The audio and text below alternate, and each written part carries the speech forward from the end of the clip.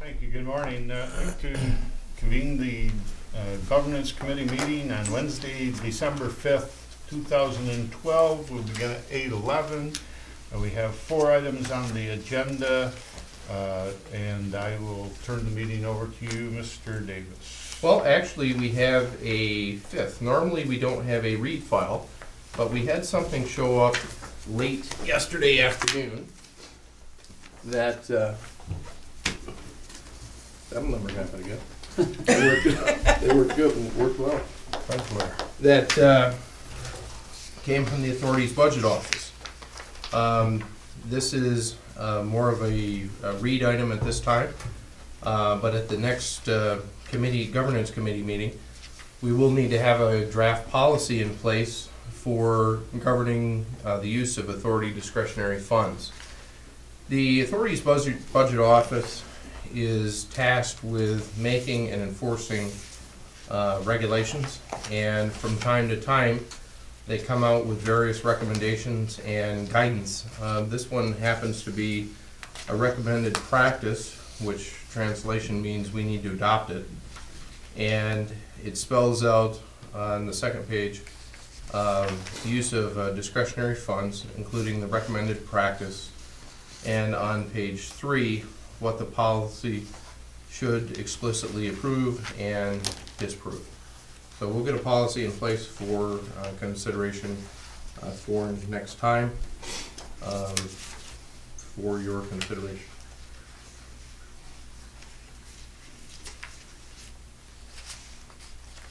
Okay, we'd like to go right to the first item on the agenda, the website review.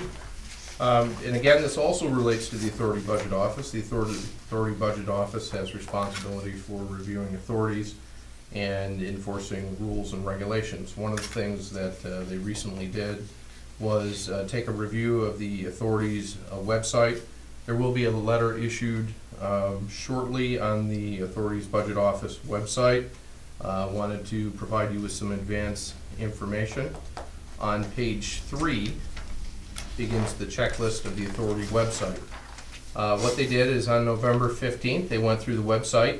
What they found, they marked as yes. What they missed or couldn't find, they marked as no. In some cases, some of the things marked as no were published on other portions of the site. But what we will do is we need to go through, revamp the site, and respond to this letter on a point-by-point basis. Our site is being revamped, right? Isn't that? Not for this section. This section is specifically controlled by us because it's a compliance-only section. So one of the things that we will do is we will redesign that section of the site to match their checklist. Okay. So for example, like on the second item, Right.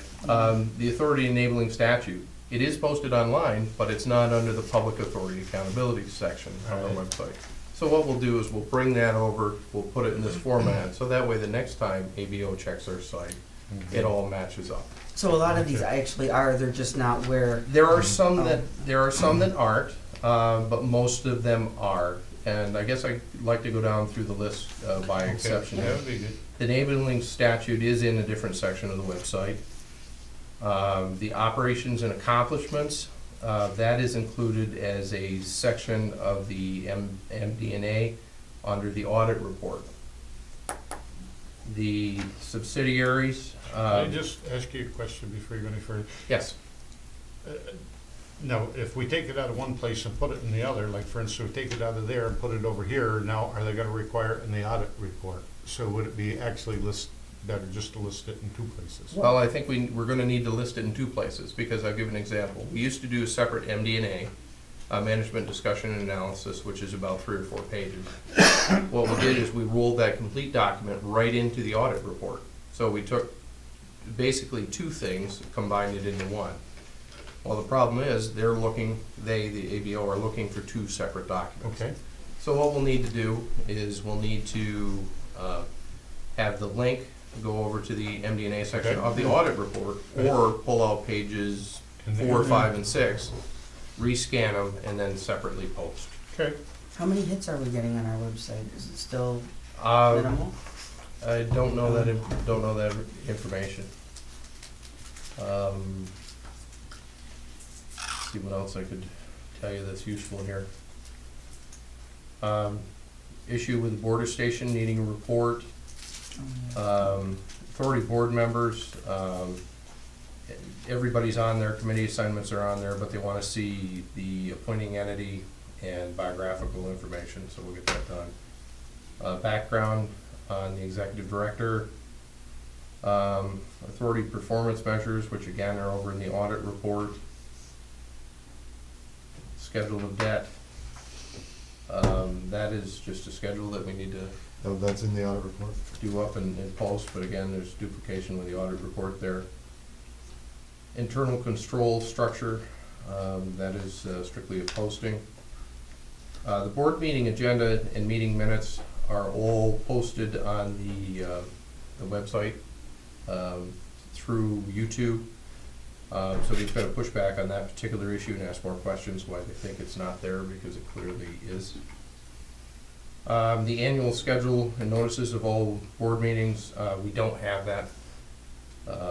It's in our minutes, which are posted, but it's not a separate document on the site, so we'll need to do that.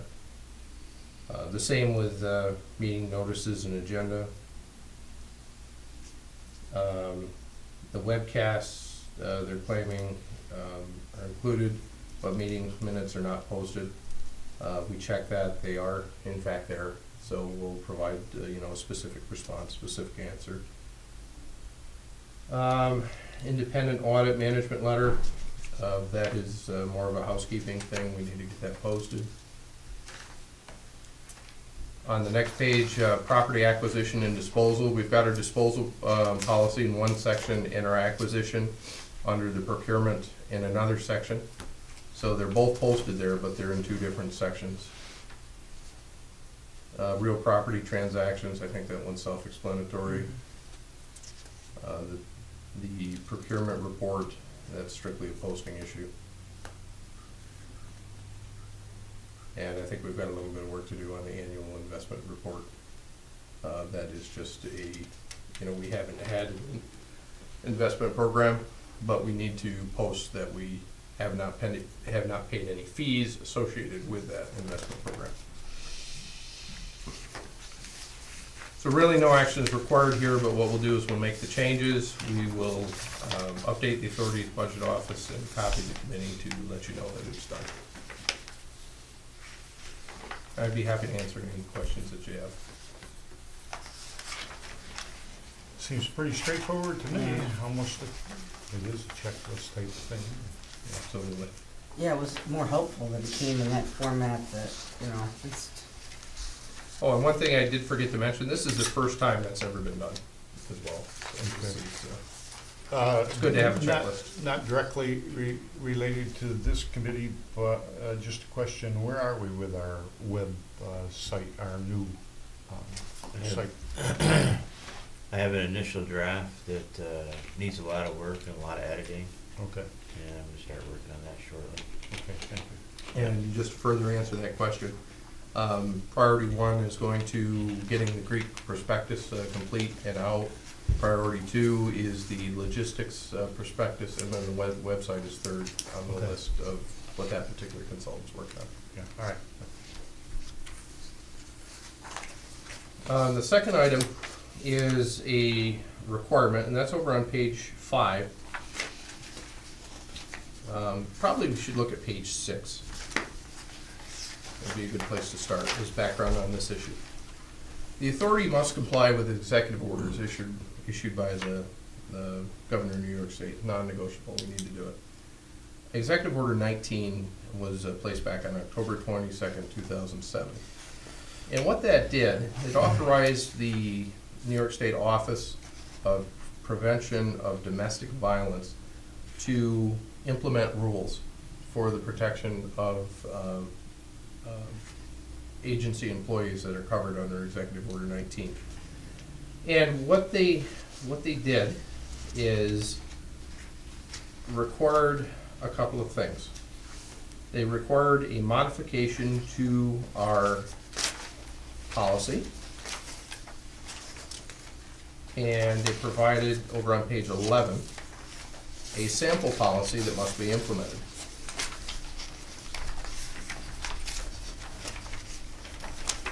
And they require a specific implementation over on page 20. They require some specific actions. We learned about this on November 16th,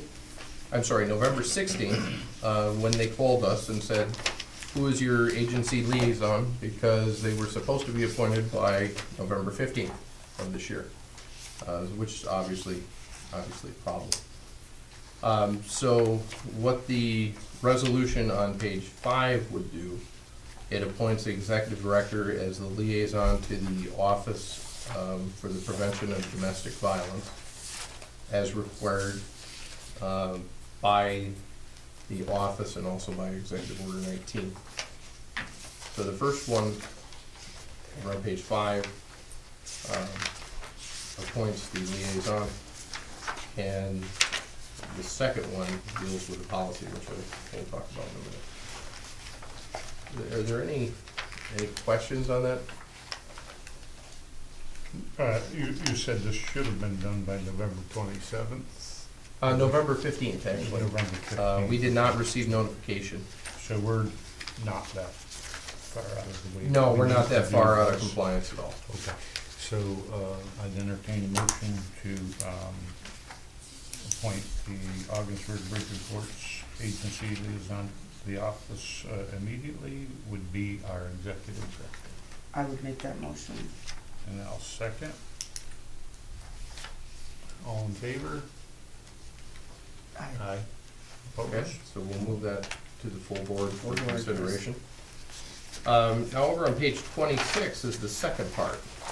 The second part that's required, and again, kind of taking advantage of the fact that the committee was meeting, is the workplace prevention policy and response plan. What we need to do is we need to take elements from the document on page 11 through page 25 and incorporate those into our existing policy, which is on page, which begins on page 27 of the proposal. No, starting on page 27, that's our existing policy? No, our existing policy, this is a good point, our existing policy starts over on page 35. Oh, okay, so For comparison. this is the proposed, and you've, I mean, it says proposed over the top of it. All right. It's basically our existing policy with the required modifications Right. that are coming through due to Executive Order 19. So what do we need to do with the proposed policy at this particular time? Well, This, basically just need to move this to the full board for consideration and approval. To revise our current, Yes. yeah, to Right. revise our current. Have we had much problem over the years, or? No, we haven't. One of the things I should point out is when this workplace violence and prevention policy was originally passed back in New York State legislature in 2006. And that prompted a couple of changes that you saw out in the community. That's where you saw like all the, well, for example, the county buildings started to have the security out front. In our case, we handled it a little differently. We put the locks on the door and built the waiting area out front for patrons.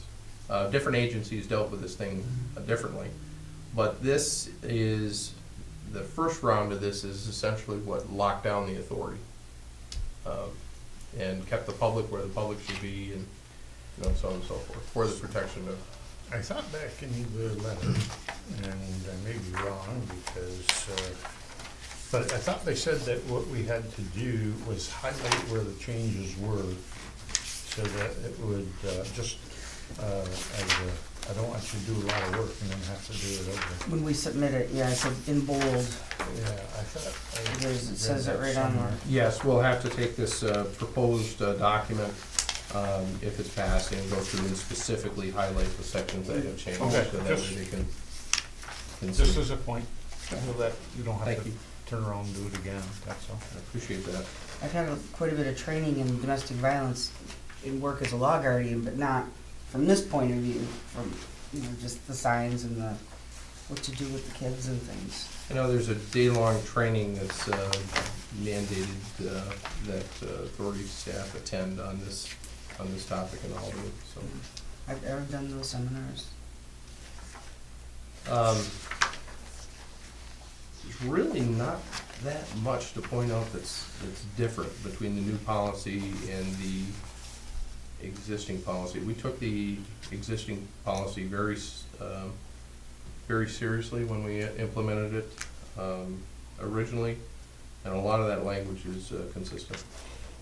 Before, when we bring it to the full board, is it possible just to have it highlighted so Oh, that certainly. it'd be easier for us to? Certainly.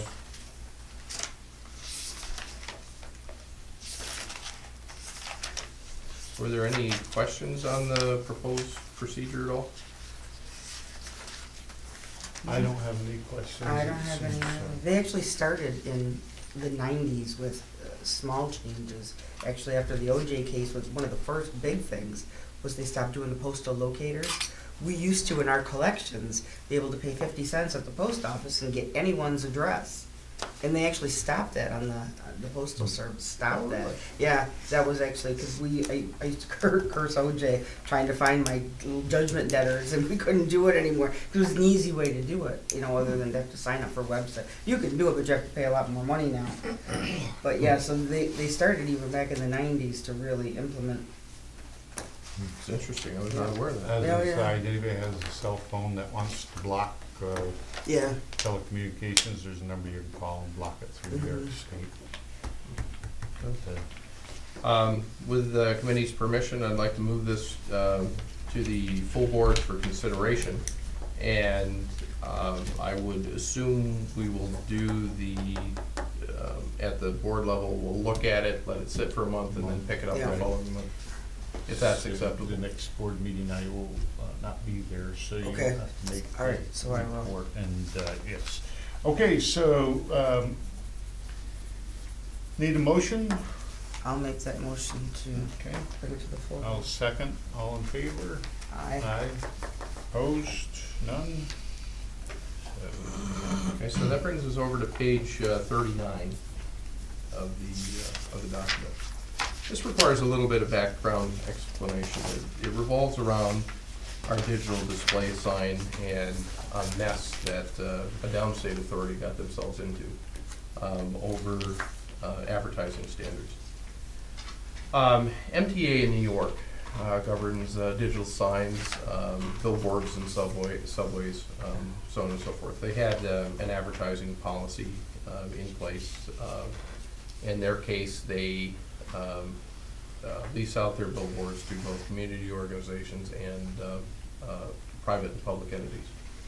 Well, what happened is they had a patron purchase an ad that, again, I'll paraphrase for the sake of discussion, but it could have been viewed as inflammatory by some folks. It was the ad went something to the effect of, in a conflict between a civilized man and a barbarian, support the civilized man, support Israel was what the display read. Well, what happened is you had the authority just routinely approve this as one of their garden variety ads, and it went out there in billboards all over the subway system. Well, obviously, groups on both sides of the issue got very upset. Lawsuits were filed, and the authority tried to use its policy and say, you know, look, we don't want to get into this mess. So what they ended up doing is they ended up trying to take down the ad, got themselves in a lawsuit for trying to restrict free speech. They redesigned their advertising standards. Didn't hold up. They redesigned them again. It went to the court, went up through the court system, wound up in I can't think of the circuit for the Supreme Court, but it went up to the circuit level of the Supreme Court. So anyway, they rewrote their policy, and they had basically a court-approved policy at the end of the day. So what I did is I picked up the phone, I talked to their operations director, had him send me a copy of that policy, because again, here's an advertising standards policy that has been litigated to death in New York City.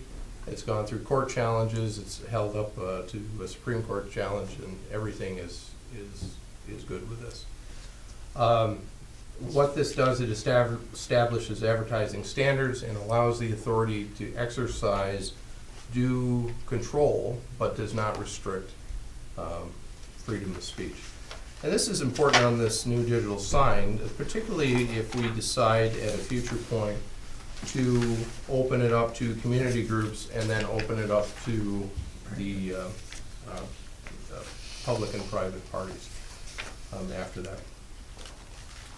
So I'd like to go through some of the elements of the policies, the proposed policy, starting over on page 40. What it does, it generally describes advertising standards.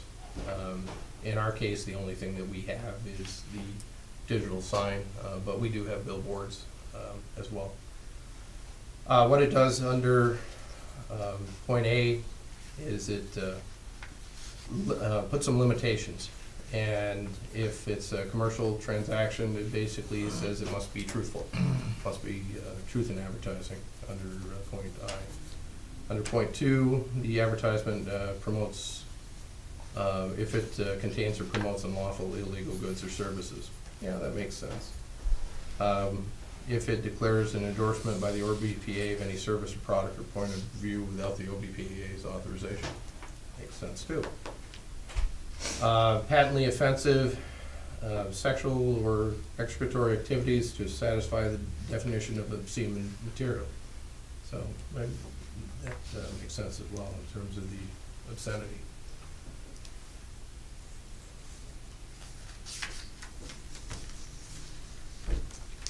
Under point 5, I think that's pretty much self-explanatory regarding the image.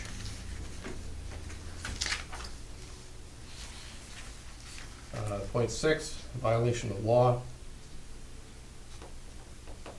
Point 7, libel.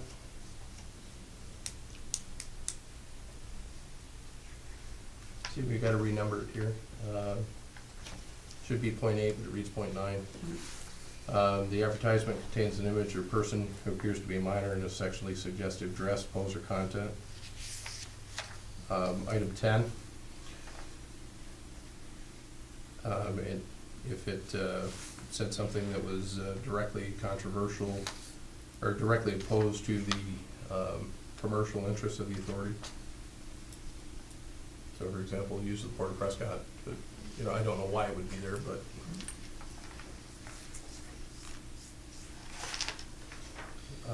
Anything that's. Why did they limit it to just minors on what their 11, which would be our 10? I'm just wondering why they limited it to just minors. I don't know. That struck me, but I think, there's a theme that runs through all of them. Oh, yeah.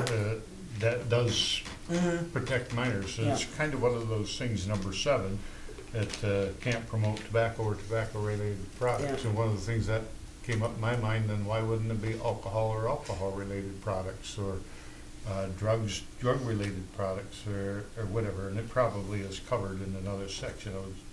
But I had jotted that down, and so it is probably those types of things. Once again, I feel comfortable with the policy because it's been tested. I'm just queried that, and I have that feeling it's the theme of protection of minors. And again, I'm not asking for blanket approval here. I mean, if we want to put alcohol in, like point 7, we can do that. We're under no obligation to adopt this as it is. This is just a straw man that we can use and change as we see fit. Well, I'm just wondering why they didn't, I guess, and I'm not sure.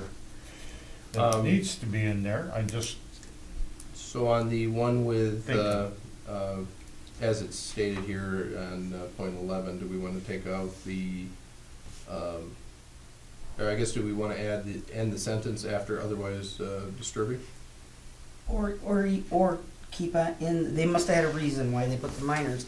You could even say to be harmful to minors or any other member of the public, with an emphasis on minors, rather than take minors out. They Okay. may have had a reason why they put it in, so I don't think it'd hurt if, it's not that, it just struck me that I could see issues arising if it wasn't a minor, but it was still something that was violent or.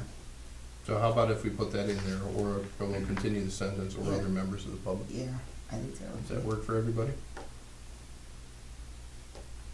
yeah, that's fine with me. Okay. Article 12, advertisement promotes an escort service, dating service, or sexually oriented business.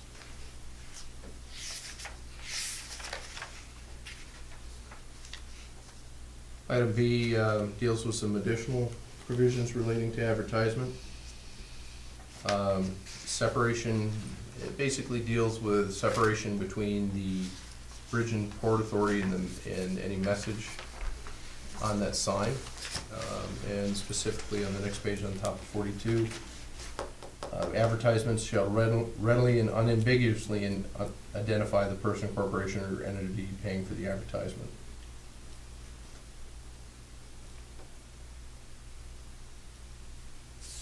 It further goes on bullet, or item 2 there, this is a paid advertisement sponsored by the firm that is, firm or individual that's, or community group that's paying for it.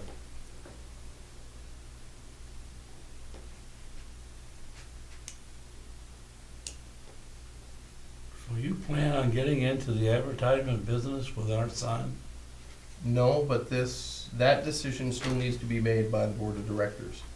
But whether we get into if it's anybody other than OBPA, community group, private firm, whatever, we need to have a policy in place. So we're trying to get the policy in place of whatever decision, in advance of whatever decision is made.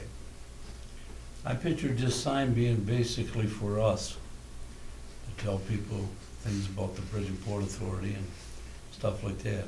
And now, if the chamber had an occasion going on, or the Elks Club had an occasion going on, or something like that, we could put it on the sign. I didn't think we were gonna get into the situation where we're gonna advertise for a business like Price Chopper or anybody like that. I'm not recommending that we do, but even for whether we have a community group or whether we have a paid advertisement, we still need to have a policy in place. I'm not denying that you gotta have a policy in place. You're putting in what you're putting in here is, to me, it's something that's been already done through the courts and procedures and stuff. Right. I didn't think we'd had I thought the sign was more or less for like for nonprofit organizations and stuff like that there. If they wanted to put something on a sign, there's a track meet next week in Malone and Potsdam, and the time, or a track meet in Ottawa, or something like that, that's, to me, is public information. That's all we're doing there. I never thought we were gonna get into the situation that we're gonna charge people, come up with something like that to be putting on this digital sign. I didn't realize that. And ultimately, when it comes time to put that decision before the committee and then the board, I'm not recommending that we do that. No, I think it's But dangerous. nonprofit groups and community groups can come up with some very, I choose my words carefully here, offensive Well, information. I understand that, but I just thought it'd be the same thing as down to the Lockwood Center or the Clarkson Center when they have the wine festival or whatever they have. That's all it would say. It's October 19th. There will be the Clarkson Arena Wine Festival. That's it. Bang. Let's move on. We're not going to go into, XYZ is going to be there, who's going to be there, and all that stuff. I mean, to me, that's just community information. I don't disagree with you for sure. I think our intent as a group was for that to occur. I think the reason we need policy is to ensure that it follows, because this sign is going to outlast all of us, that it follows, and that anybody who, any group, any new board members who decide, well, maybe we should do something differently, they have something that some history to follow and the policy in place. And I agree about the public groups, and, you know, you never know what it is that they want to put there. But my take on it, at the beginning, Fred, was the same as yours. Now, others may interpret that differently, but that's the reason I think we need a policy on it, is to. Well, I think we need a policy on it, but I think we need to make sure that we're going in the right direction of, we're not gonna be an advertisement agency. Right. I don't wanna get into, I don't wanna see us get into that. Those are dangerous waters, I think, Yes. so, yeah. You know, well, I seen it on your machine down there at the bridge, and it was 2 for $5. I don't wanna get into that, Right. that kind of deal. Yeah. That's all I'm saying. I Right. think the policy has to be put in place. Yep. This has been tested. I don't have a problem with it. But I just wanted to make it I clear. like your point, though, about the need to make that decision about what we're gonna do with this thing, because as soon Yeah. as that sign is up, I mean, we're already starting to get some interest from community groups about this sign and how. Well, I wanna do put anything things to on help it. nonprofit organizations. I wanna be able to help anybody. But I wanna make sure that we follow that trend, that we don't get into, you know, promoting, you know, just letting people know what's going on in the Yeah. community. That's what I'm saying. Yeah, whatever. I have no problem with, Mr. Chairman, with the policy. Right. No, it's a point well taken, and as I say, what reason I think we need to move forward with what we're doing is to ensure that we have a history of how we felt when we, you know, approved the sign and looked to move forward. And the full board, once it's brought in front of the full board, there may be others who feel differently. And that discussion will take place. But one of the things that we want to keep focused on, stay focused on, is once you put this policy in place, this is going to be a nightmare of making sure we don't violate the policy. That's the key. Yeah. So you got procedures you put in place. Once this policy is put in place, there's certain laws in here, certain avenues in here, if you read it, that you want to make sure you're not Right. in violation. Because that's when you're going to get challenged. Because once you've got a policy, then you're under the obligation to comply with it. And are you in violation of that? That's all I'm saying. Yes, well taken. Good point, sir. Good point. Are there any other questions on anything else? I don't have any questions. There's a reason that this policy has been written this way, with people with far more knowledge of what was going on with signs and whatever than I. I just wonder why they limited it to tobacco and tobacco related. And I know part of that issue is all the laws and the movements toward tobacco and tobacco related. I'm just wondering if there's anybody that a short phone call on number 7 in terms of why they limited it, this item, and they didn't look at, say, I don't want to get too much into specifics, but alcohol, drugs, et cetera. Yeah. Well, I think drugs is listed It's covered, as, yeah. Oh. is I don't as think we can illegal- as advertise illegal. Okay, to yes, it, you're right. But I stuff think- on our sign. But I think if you limit it with alcohol, as Fred said, there's a wine and beer festival, that can't go up there Yeah. then. Right. And I think Oh, that's a good point. Yeah, the tobacco is just, Thought about I think it just mirrors the FCC's regulations on the Okay. TV advertising. Then we need, at this particular point, I don't think we need to do anything with it, and I'm comfortable with that. At least it's been explored. My questions are answered, and I'm happy with the policy as it's written. Any other questions on it? Any other discussion on the policy? No. Okay. One other thing, I think with the community groups, that there should be some kind of a fee schedule because of this letter here, which says we cannot vary from our chosen path of what we are supposed to be providing here. And if we start providing free advertising for community groups that are not in our mission, that it might violate the policy that we develop here. So it can be a very, very low rate or something, but I think we have to be careful with giving things away. I look at this new piece of information we got this morning. Of course, as you can see, it's not a non-signed document, it's a recommendation of practices that we should follow. Kind of reading down through it, I think maybe my friend will write it. But anyways, be it whatever it is, we'll have to come up with a couple of policies and procedures on both of these.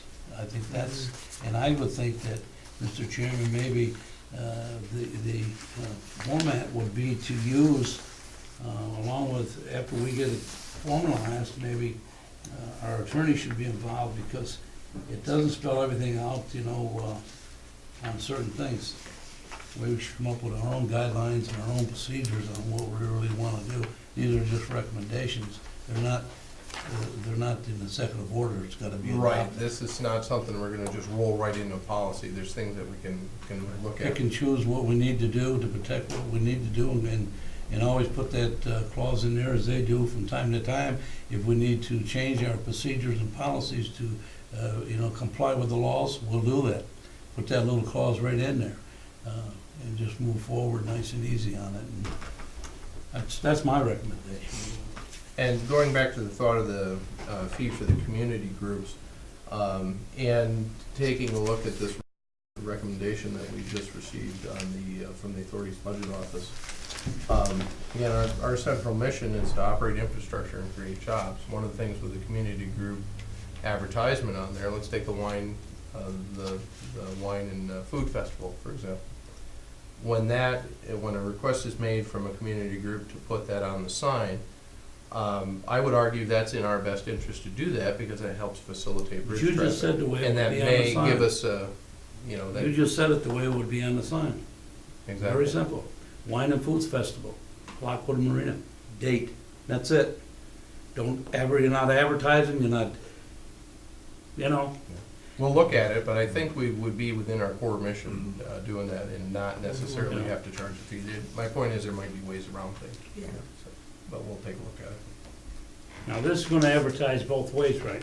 Yes, there are two signs, one facing, I'm sorry, I should have told you about that. There'll be one facing northbound and one facing southbound. No, but I mean, it's gonna be both ways. We're gonna, Yeah, basically John's gonna back be able to and put in there that there's a convention being held in Ottawa for the Seaway Authority. Oh, yeah. That'll be on the sign. It's gonna be September, stuff like that is what I'm trying to say. It's something to do with our purpose here. Our purpose is to let the communities know of certain things. This same message doesn't have to be going both ways. though. No, they're No. two separate Right. things. How we have it set up initially is 6 ads. I call them ads, but that's what they are. But they're authority-based ads that rotate on that sign basically every minute. So you'll see, if you're standing out there, you see 6 ads on the northbound side, and then 6 different ads on the southbound side. Right now, some of them are common. Welcome to Ogdensburg, thank you for visiting. There's some variation there between them. Some are use the port of Ogdensburg, promote the port. One is promote the park, business incentives available.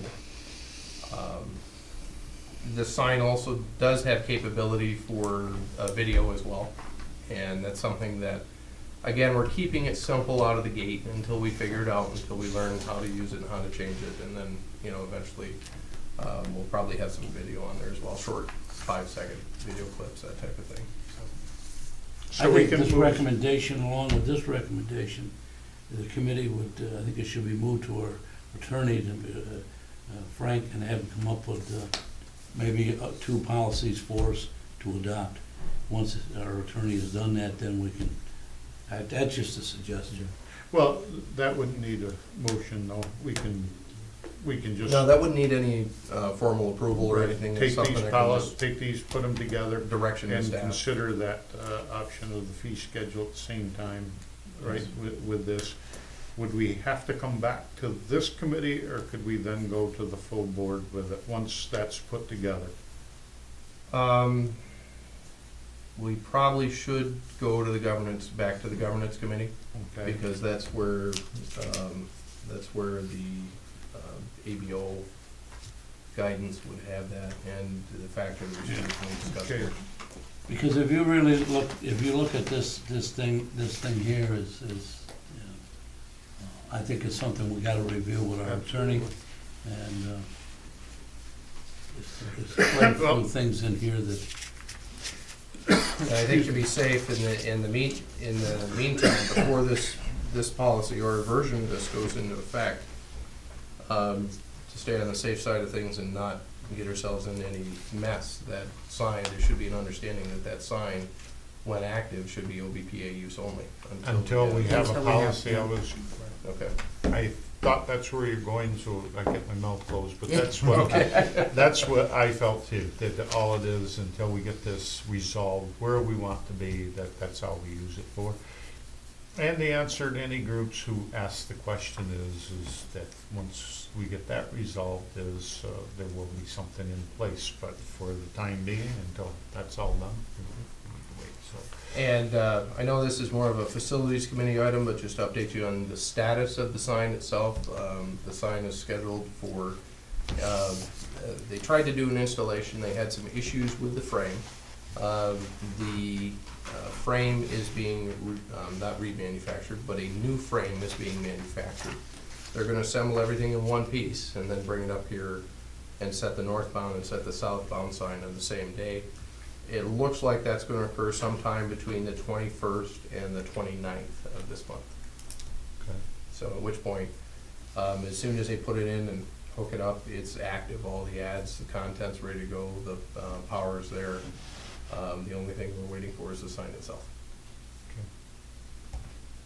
And Mr. Chairman, that's concludes the, All right, just to Things quickly that I have. review, then we won't move that to the full board. We will refer it to our attorney to put together what we feel will be a policy we can once again review in the next governance committee meeting. That probably will take, or hopefully, in the month of February, possibly. I would think so, either late January or early February. Okay, that would We work haven't out. talked schedules. And but- then we had some other items that we had to discuss in that next governance committee meeting too, so be able to put it all together. Good. Any other questions on this? going back to the comments? first resolution, I've been just playing with this in my mind, trying to look at this year's, there's some way that I was just trying to figure out here that, I believe that the recommendation that the executive director be appointed as the authority's agent liaison. I think that should be also in there.